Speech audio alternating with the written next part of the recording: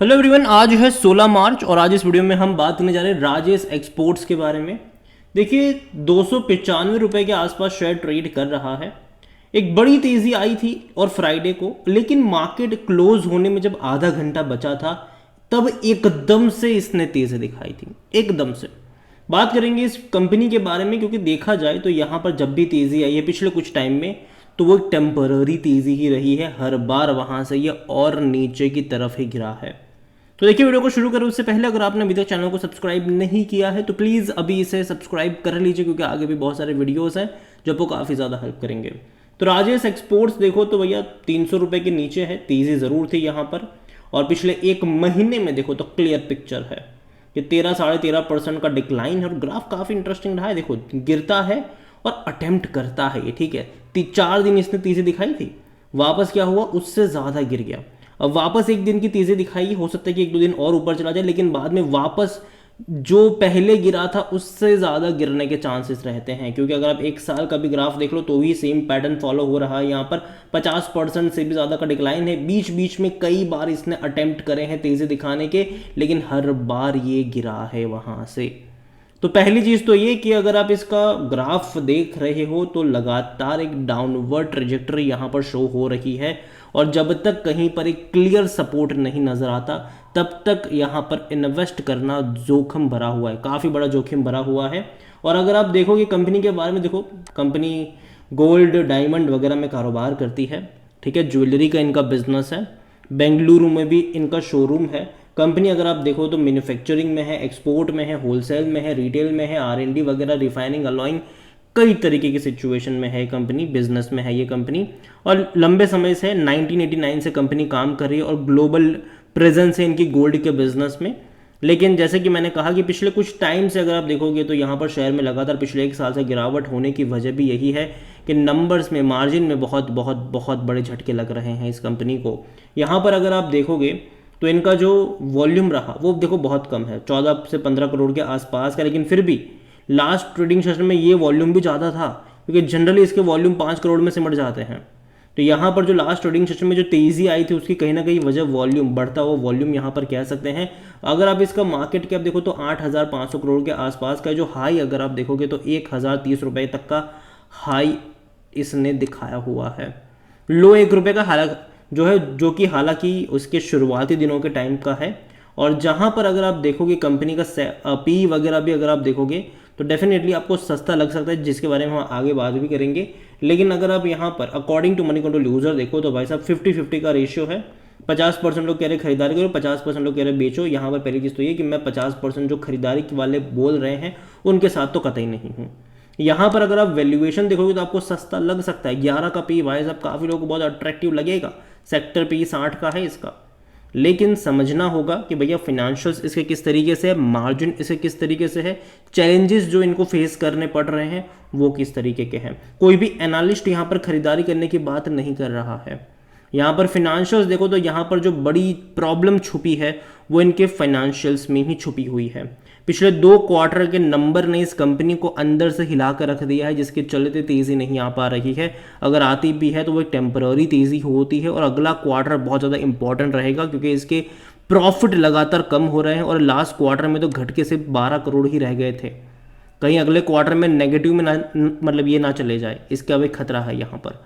सोचे जो company revenue 65,000 crore से भी ज़्यादा का रेवेन्यू है और प्रॉफिट एक बिल्कुल चिंदी वाला 12 करोड़ के आसपास का है, जो कि बहुत कम है, बहुत कम प्रॉफिट है इनका। इनको एटलीस्ट अपने प्रॉफिट्स बढ़ाने पड़ेंगे। पहले अगर आप देखोगे तो प्रॉफिट इनके थे 300-400 करोड़ के, इनके क्वार्टरली प्रॉफिट्स थे। हालांकि रेवेन्यू भी 80,000, 95,000, 1 लाख करोड़ के आसपास के थे तब। इवन एक टाइम ऐसा भी था जहां पे इनके रेवेन्यू में बहुत बड़ी गिरावट आई थी, 50,000 करोड़ के ही रेवेन्यू थे, लेकिन फिर भी प्रॉफिट 270 करोड़ के आसपास का था।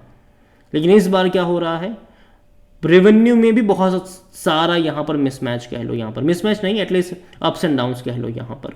क्या देखो, मार्च 2023 में जहाँ रेवेन्यू 1,15,500 करोड़ का था, जून में घट के 85,000 करोड़ हुआ, तो जाहिर सी बात है प्रॉफिट भी कम हुआ।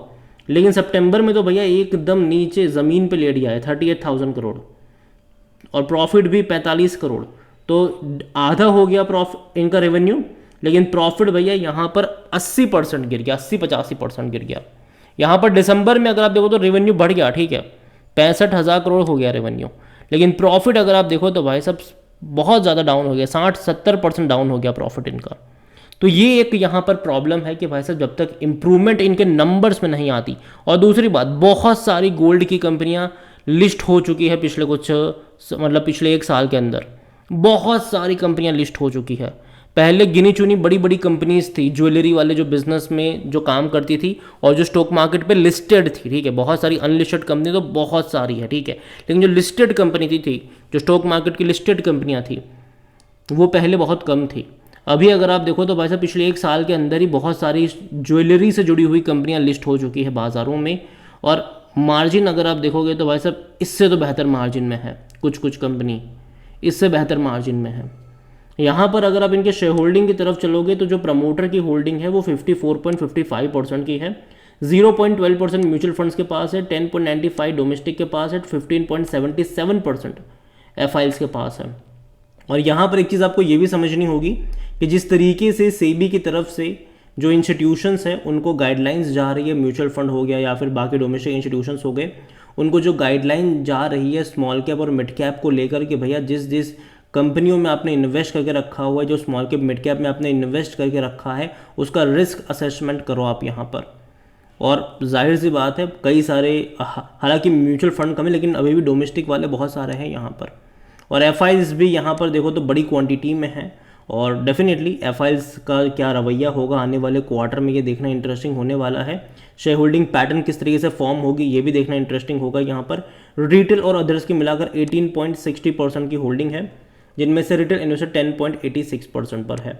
और देखा जाए तो ज़्यादातर क्वांटिटी जो खरीदी गई है मार्च में ये रिटेल इन्वेस्टर सिर्फ 1.60% पर थे, सिर्फ 1.60%। अदर पार्टीज 15.49% पर थे, और ये अदर पार्टीज में कई सारे ऑपरेटर भी छुपे होते हैं। यहाँ पर 1.60% से रिटेल इन्वेस्टर भाई साहब वो ही खरीदारी करे हुए, 10.75% पर वही आए हैं। तो जो भी माल यहाँ पर जिसने भी बेचा वो सारा का सारा अगर किसी ने खरीदा है तो वो सिर्फ और सिर्फ रिटेल इन्वेस्टर्स हैं। रिटेल इन्वेस्टर को यहाँ पर माल चिपकाया गया है। आने वाला क्वार्टर भी इंपॉर्टेंट होगा कि मार्च क्वार्टर के जो शेयर होल्डिंग पैटर्न है उसमें भी देखना इंपॉर्टेंट होगा कि कौन खरीद रहा था, कहीं या इस बार भी रिटेल इन्वेस्टर ही ना हो यहाँ पर। देखिए ओवरऑल अगर मैं राजेश एक्सपोर्ट को लेकर कहूँ तो कहीं ना कहीं किसी भी लेवल पर एक सपोर्ट, एक बेस बनना ज़रूरी है, जो राजेश एक्सपोर्ट्स में अभी भी बन नहीं रहा है। अगर आप देखोगे तो जब तेज़ी भी आती है तो होता ज़रूर कि 5%, 7%, 6% एक ही दिन में भाग गया, लेकिन उसके बाद क्या होता है, उसके बाद वही होता है जो हर बार हुआ था, लगातार धीरे धीरे करके नीचे की तरफ ये जाता रहता है। इस बार भी जो तेज़ी आई है, एक दिन की तेज़ी आई है, मैं उसके ऊपर उतना ज़्यादा भरोसा नहीं करूँगा। इवन जब जब तेज़ी आई है तब तक मैंने वीडियो बनाकर कहा है इसके बारे में कि भरोसा मत करना, अभी जब तक स्टेबल ना हो तब तक भरोसा मत करना, और दूर बैठो तमाशा देखो, वेट करो यहाँ पर एटलीस्ट किसी लेवल पर एक बेस बन जाए या फिर किसी एक लेवल पर एक स्टेबल पोजीशन पे ये देखने को मिले, उसके बाद मौके बनेंगे, लेकिन अभी तो बिल्कुल भी नहीं। और इवन नंबर्स भी इंपॉर्टेंट है इनके कि क्वार्टरली नंबर्स किस तरीके से आते हैं, इंप्रूवमेंट आता भी है कि नहीं, वो भी देखना यहाँ पर इंपॉर्टेंट रहेगा। तो ये दोनों चीज़ यहाँ पर देखनी रहेगी, और जब तक वो चीज़ें नहीं हो जाती दूर बैठो तमाशा देखो, जल्दबाजी करने में यहाँ पर गलती मत कर लेना, यही मेरा कहना है। अगेन कोई बाय सेल रिकमेंडेशन नहीं है ये। वीडियो को यहीं पे एंड करता हूँ। पसंद आया हो तो लाइक करो, शेयर करो, चैनल वगैरह पहली बार है तो प्लीज़ सब्सक्राइब करें। और राजेश एक्सपोर्ट्स के बारे में आप क्या सोचते हैं वो भी आप मुझे कमेंट में लिख कर बता सकते हैं। Thank you.